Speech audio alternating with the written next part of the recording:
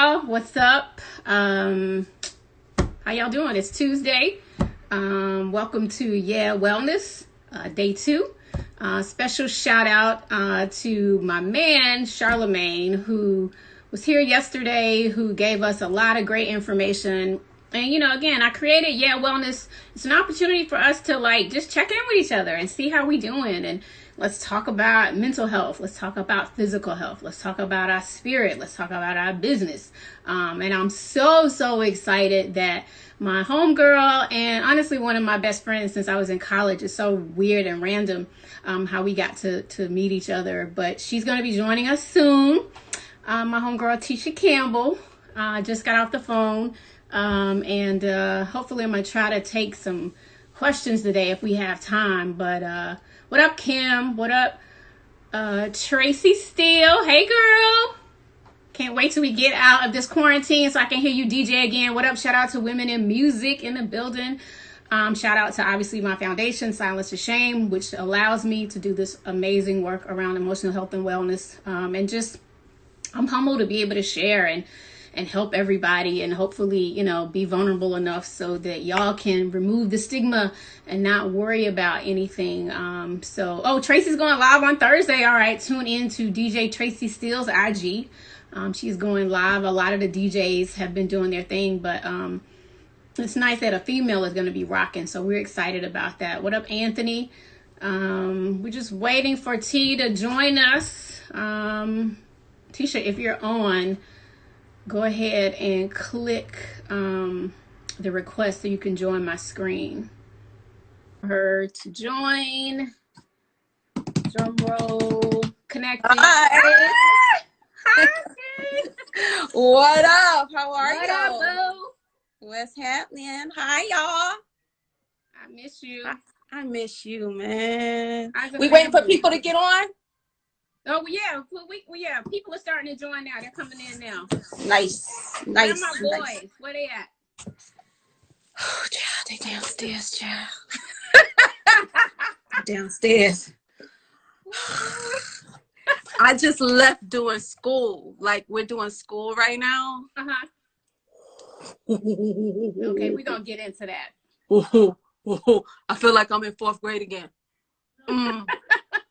But you know what's crazy? A lot of my friends that are parents, they're like, the kids learn differently now than when we did. So a lot of the lessons, you might still get to the same answer, but it's way different. It's ridiculous. It's ridiculous. It's bananas. Like all the new stuff that you have to learn, it just takes longer. Yeah, it seems like, that's crazy. Well, I think we're good. Let's go ahead and get started. People will continue to jump in. Well, first of all, I just have to say I'm so proud of my friend. Oh, how long have we known each other? I met you in like 1990 or 99. I'll tell you real quick how I met Tisha. So she used to have a record deal on Capitol Records.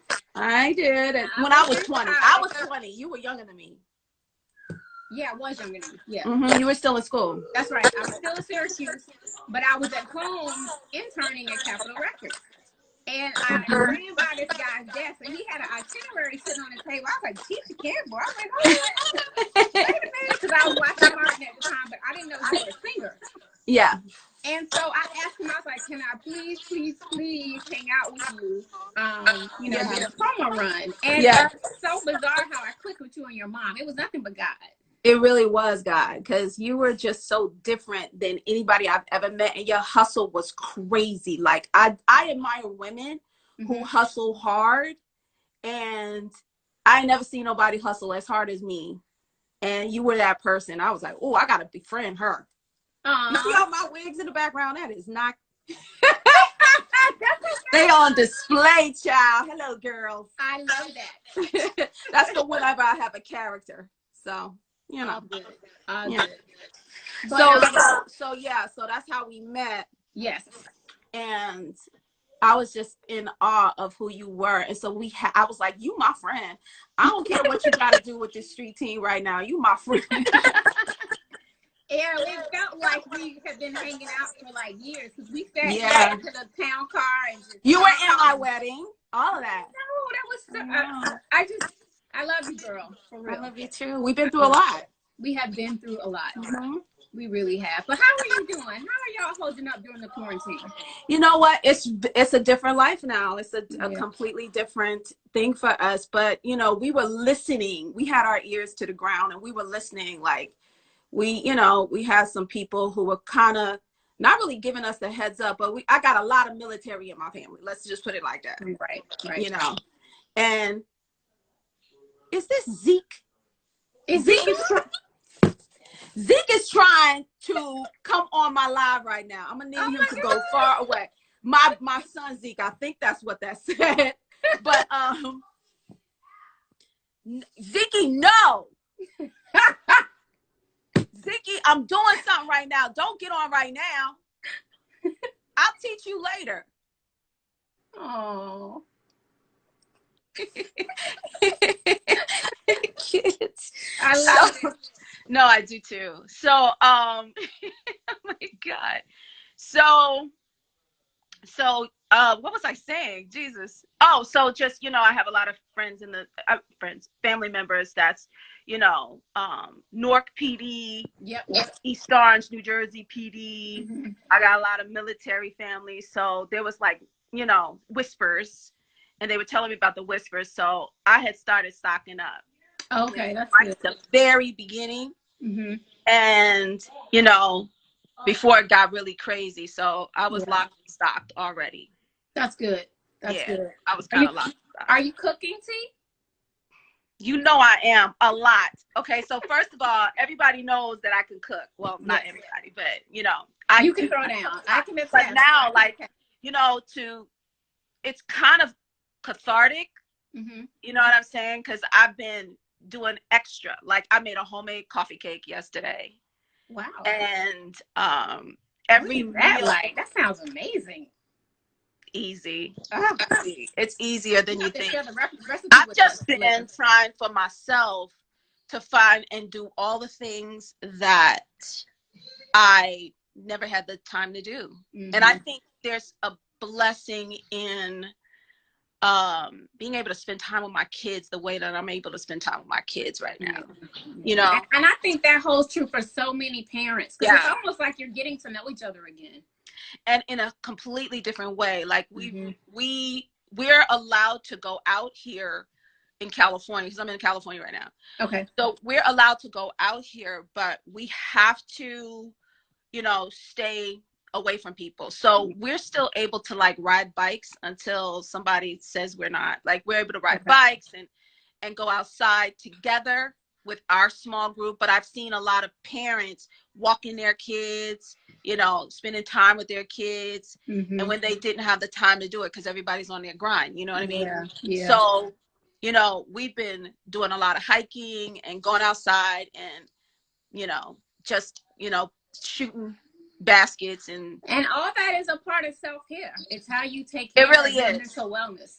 It really is about self-care. And let me just say, because we didn't even get into you, like the fact that you've taken on this movement is really good because, with African Americans, any minorities, we put that last, and the only other person that I've seen that's really like driving this movement is Taraji P. Henson. And I'm so proud of her for doing that too. But you have to shed a light on, mental wellness and the things that you're doing and being so honest with people. I think that, a big plus for so many people, because then they know that somebody out there cares for them. You know what I'm saying? Exactly. You're doing such a great job, and I'm proud of you for taking this on. No, because that's the way to heal too. When you get outside of yourself and take care of others, it's a way to heal. And thank you for that. I'm humbled by your words, and losing my sister last year has just been so horrible for me. So being able to share and talk to others has been really therapeutic. Sorry, my phone went out. Oh, that's okay. I was just saying, being able to like heal after losing my sister has been. I'm back on. Sorry. Okay. What you said? We all learning through this whole technology thing. But losing my sister last year almost took me out. I know. And being able to share my grief and my story and to help others heal has been really therapeutic for me. I think it was one day I just happened to call and check on you. Or was it you reaching out to me? I can't remember which it was, but you were grieving really hard. Mm-hmm. What day was that? Was it me reaching out to you? Because you just reached out to me randomly one day, and I was having a really tough day. Yeah. And you were able to cry and laugh and embrace the memories and talk about things. And I was honored to be able to do that with you.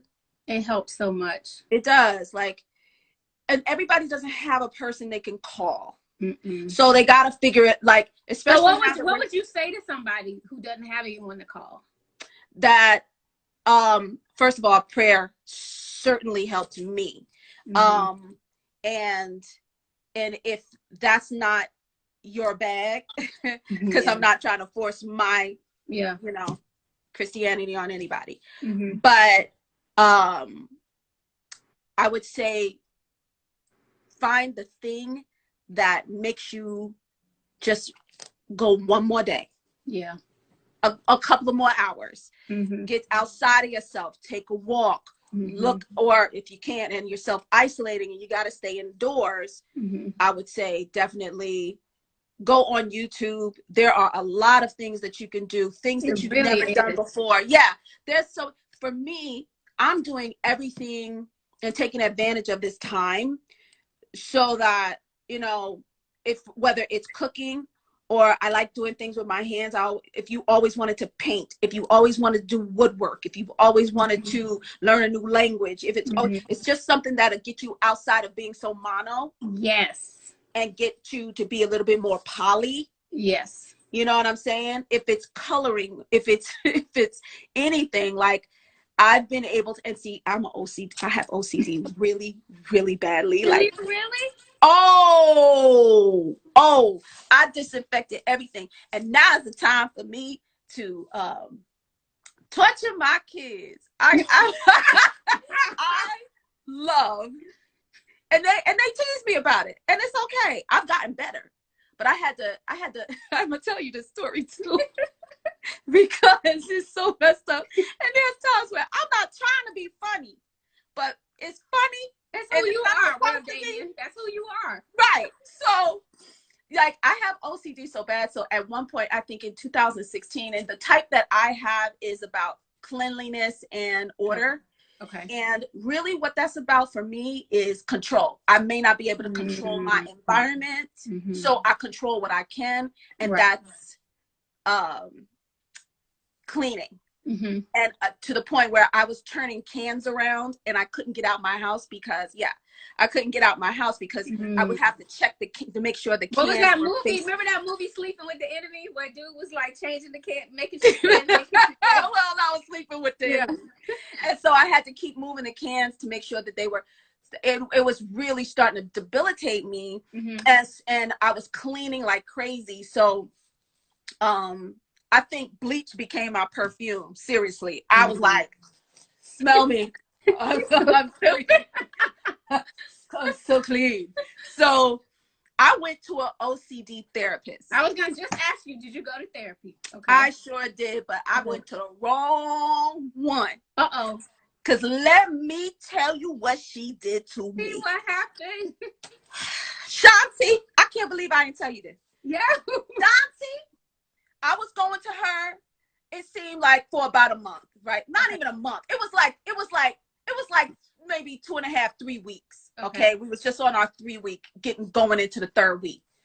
And she was explaining what it was. I was doing my homework because, I'm the good student. So I got to do all my homework she gives me. And I come back with all of my papers done and all that bull.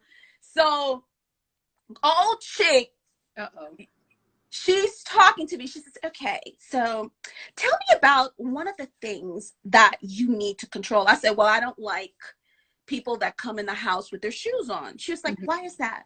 And I said, well, I just think of them going to public restrooms and stepping on other people's, stuff.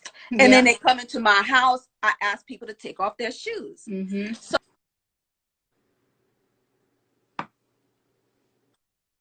Yes, now I can. Okay. Okay, so literally, Shanti, I'm gonna see if I could pull back a little bit because I got this in my hand. So she goes, okay, okay, you ready? And I go, what, ready for what? And she goes, you ready? And she puts her foot like this, and she starts rubbing the bottom of her foot, of her shoe, right? And I go, say it. I said, I ain't ready. She said, you ready? I said, did she touch you? I ain't ready. And she goes like that. Oh, on her, ew. And lifts her palm. And Shanti, I'm gonna tell you something. She started laughing. I think at the reaction of me watching her do that, it wasn't supposed to be funny, but she laughed at me because immediately when she does like this and licks her palm, I go, Lord Jesus, Jesus, Jesus, Jesus, why, Jesus, Jesus, Jesus, why she doing, Lord Jesus, please don't let her touch me with the hand, Jesus, Jesus, Jesus, please, Jesus, Jesus, Jesus, Lord Jesus, please, I gotta get out of the door, Jesus, you know she touched that palm, Jesus, Jesus, Jesus, Jesus, Jesus, Jesus, Jesus, Lord Jesus, Jesus, get me out, Jesus, Jesus, and she was laughing at me so hard, and I was like, it's not, and I'm looking at her like, it's not funny. Like, what are you doing? Shanti, I couldn't go back to her. I couldn't go back to her ever again. So I had to fix myself. So what you that do? Was the I literally started looking on YouTube about, the changes. I think she went a little too fast for me. Mm-hmm. And touching her stuff, touching her daggone thing and licking her palm. She's like, nothing's gonna happen. So I started going by that, like if the can isn't in the right place, or if there's not a bleach smell, or if the counter has a cup on it, you're not gonna die. Things aren't going to, and it's about our experiences, right? As exactly we deal with these different types of mental health challenges, we have to find ways to cope. And we do cope, right? And healthy ways to cope. And so I said, my thing was, if I don't fix myself and let ease up, then I got to go back to her. And I'm not doing that because I can't get out the door. Somebody else. I'm sure y'all would have, but it was, I was good. So what I did was I modified myself. I no longer have to have the cans in the right place. Okay. There is order in my household, definitely, but I only allow myself to clean up from like this hour to this hour in the morning. Yeah. So you set boundaries for yourself. I set a boundary for myself, and then I stopped. Yeah. And it was nothing for me to like torture my kids with it, though. It's like, yes, come on, guys, it's clean the baseboard time. And they're like, Oh, and I know Zen was probably like, what? They sing songs about me having OCD. And I was like, I don't care. I pretend that I care so that they'll do it. But you know what, though? I mean, the fact, though, that you're sharing this with us, like, that's very personal. And we're very grateful that, you're erasing the stigma around, any challenges. We all got something. That's what I tell people. We all go through something. And so I just love you for that. How is it with the homeschooling, T? You got any tips for any of the parents? Any parents out there, throw us a wave if you homeschooling too, because shout out to my girl Cameron who works with us. I know she's homeschooling. So many of my friends are homeschooling. See, first of all, I think laughter is the best medicine. You literally need to laugh this out. Okay. Like it really helps stress, right? It gets the endorphins going. Absolutely. Well, before we even get into homeschooling, I think that, there's a lot of people that taught me a lot about the kind of work that I do, as far as, me doing comedy. Because I didn't start out being a comedian. I was a dramatic actress, and I couldn't get arrested, right? Doing comedy. So, or comedic acting. And so there's a healing that happens when you watch a comedian work. Right. Because you forget your own situation, your own problems. Like I told people this story that there was this one day that I was out at like a Coffee Bean or something. It was a Coffee Bean. And I was trying to get some tea, and I was talking to myself, because I often do. And I was like, oh, that tea, I'm gonna get that Oprah tea. That Oprah tea is gonna be good. And there was this guy in front of me, and the guy turns around and says, I'm gonna buy you your tea. And I go, oh, no, I'm good. I was talking out loud. And he was like, no. He says, you don't understand. I own 2 condominiums down the street with my girlfriend. My whole life has changed. I used to be in prison, and you helped time go by. He said, we used to watch Martin, no fights, no nothing. Everything would just stop. And you made us laugh. And wow. I just want to thank you by buying you some tea, right? One of my favorite moments in time. And because you don't understand or think about how you could be affecting somebody in that way, or healing people, or, helping time go by. And so to that point, T, like, and so we don't want people to think we're making light of, what we're going through. No, we're not. Anyway, what we're saying is laughter is a form of wellness and self-care, because it is so scary right now for so many people. It's so many people out on the front line. People are losing jobs. We got people on the front line in healthcare. And, I watched this really, really amazing documentary. It was called First Corners. It's First Corners News, and it talked about the coronavirus and how it developed and what could happen, and what happened in China, and what could happen to us if we didn't self-isolate, and why it's absolutely necessary. But it actually shows you what happened, and it's so important for us to actually know the information. That's right. You got to stay informed. So, and please, I think it was, who was it? God, I forgot. I just read it on IG. Someone said, please don't mistake us making jokes or laughing like we're taking light of it. Exactly. We as minorities have been through, or underserved. Underserved people have been through so much that sometimes laughter is our way out of it.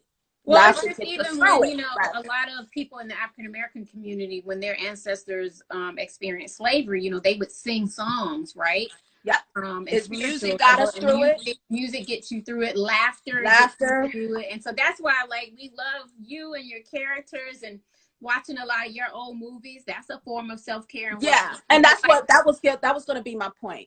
We're not saying, that we're taking light of this situation, because this is a very, very serious situation that I do take seriously, but you got to find a way through it.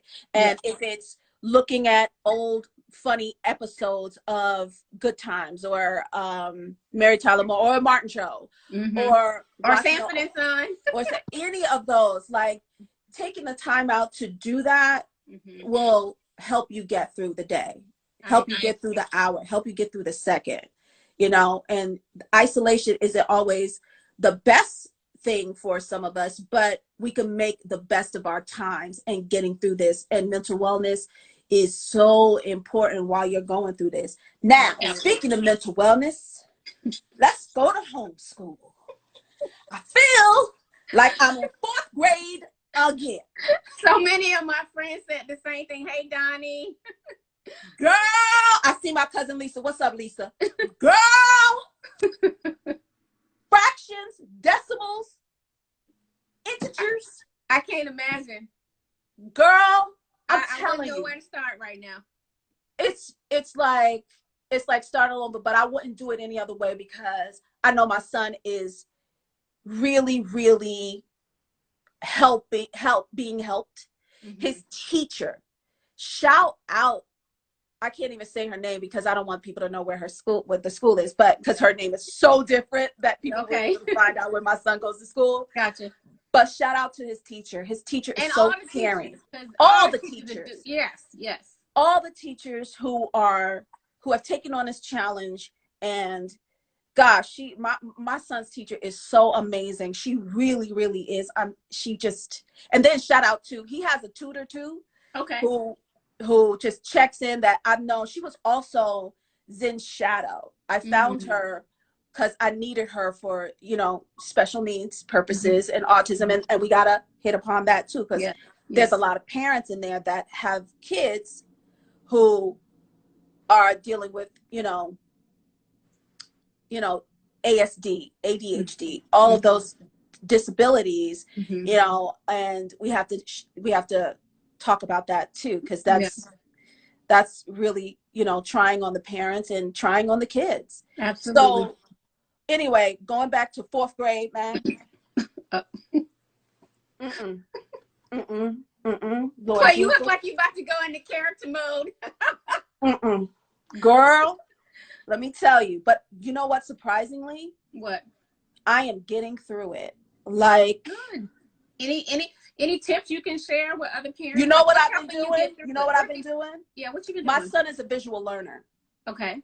And even when he's in a brick and mortar type of situation, he struggles because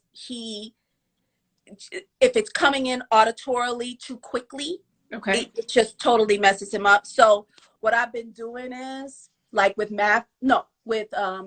language arts today, he was learning about conjunctions and prepositions. And as I'm watching him, I said, do you understand what a preposition is? And he said, no. I said, okay, let's take a second. I went to Schoolhouse Rock. Remember Schoolhouse Rock? Yeah. So we did the whole prepositions, and we did conjunction, junction, what's the function, that.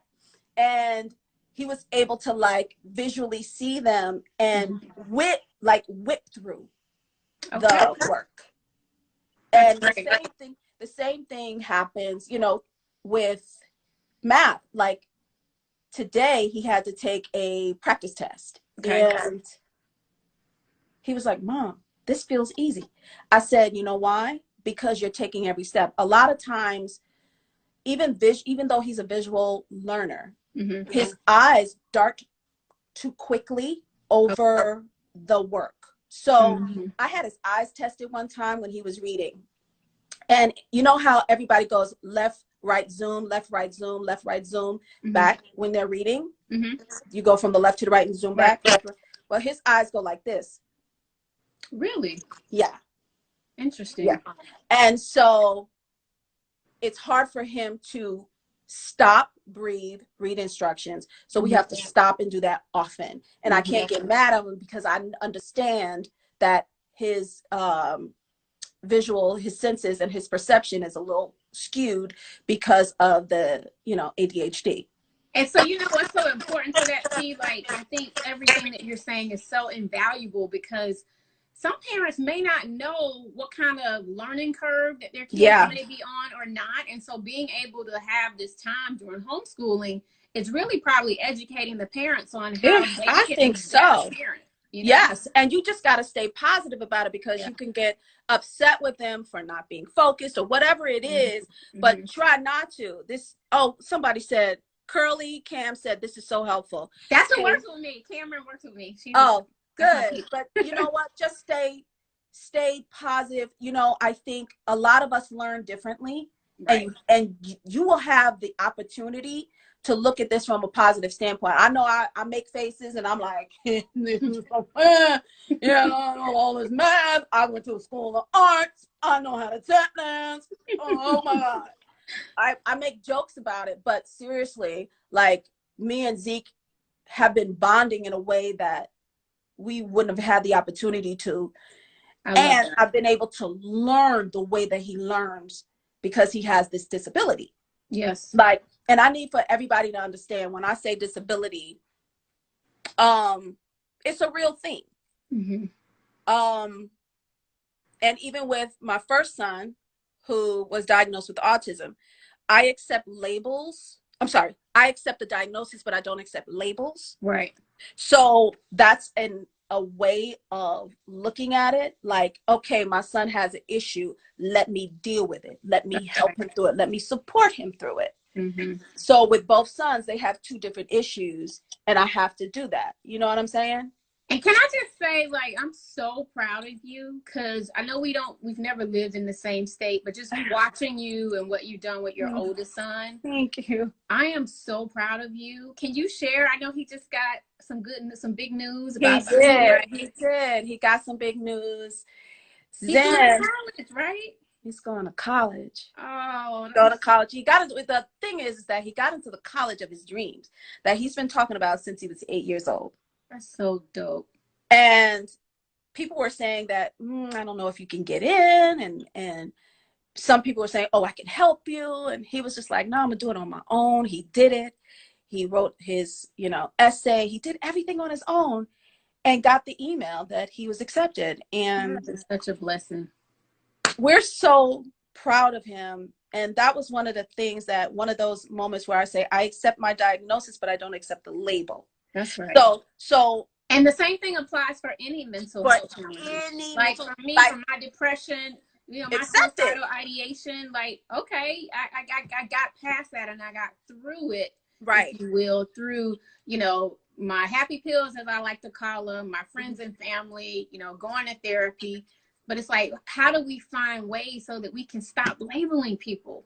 Because we all go through stuff. Yes, we all go through stuff. And it doesn't mean when I say I don't accept the label, it means that it's not going to stop me. That's right. Well, it doesn't have to stop everything. That's right.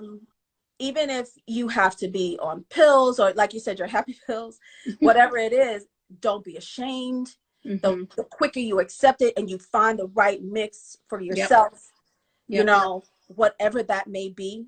That's right. The healthier that you will be, and the more you'll be able to function.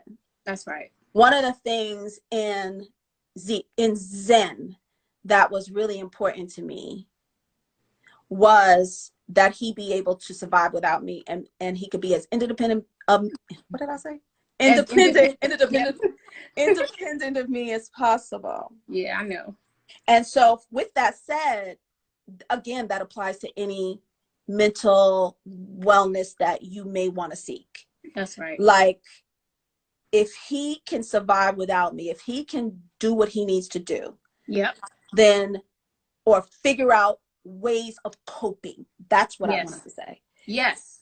Figure out ways of coping, because with ASD, autism spectrum disorder, for Zen particularly, it was hard for him. His senses are so thrown off.